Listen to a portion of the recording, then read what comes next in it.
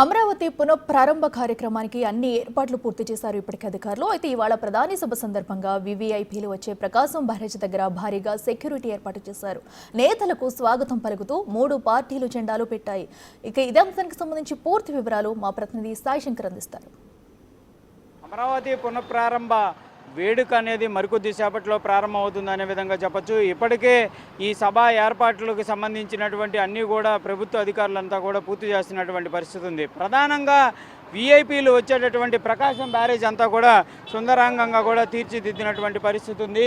ఇటు కూటమి పార్టీలకు సంబంధించినటువంటి జెండాలతో ఈ ఏదైతే వారధి మొత్తం కూడా ప్రకాశం బ్యారేజీకి సంబంధించినటువంటి బ్యారేజ్ అంతా కూడా ఎంతో అద్భుతంగా కూడా తీర్చిదిద్దారు.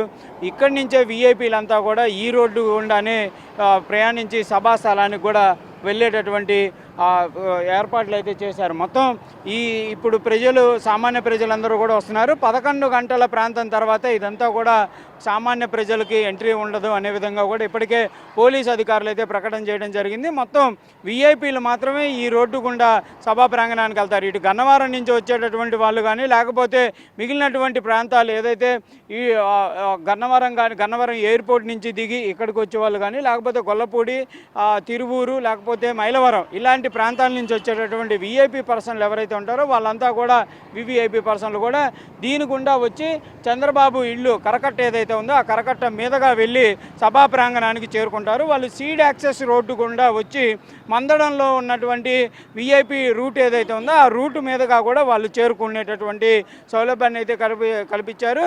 పూర్తిగా కరకట్ట మీదుగా విఐపీలు వివిఐపీలను మాత్రమే ఈరోజు వరకు అనుమతించేటటువంటి పరిస్థితి ఉంటుంది. ఇదంతా కూడా 11 గంటల ప్రాంతం తర్వాత ప్రకాశం బ్యారేజీ మొత్తం కూడా ఓన్లీ ఈ ప్రోటోకాల్ ఉన్నటువంటి వాళ్ళని మాత్రమే అనుమతిస్తారు. ఇదంతా కూడా సామాన్య ప్రజలంతా కూడా 11 గంటల తర్వాత ఇటు నుంచి రావడానికి వీల్లేదనే విధంగా కూడా స్పష్టంగా అధికారులు చెప్తున్నారు. దీనిని రూటు డైవర్షన్ పెట్టారు. ప్రకాశం బ్యారేజీ నుంచి రాలేని వాళ్ళు వారధి మీదుగా వెళ్ళాలనే విధంగా కూడా సూచనలు చేస్తున్నటువంటి పరిస్థితి ఉంది.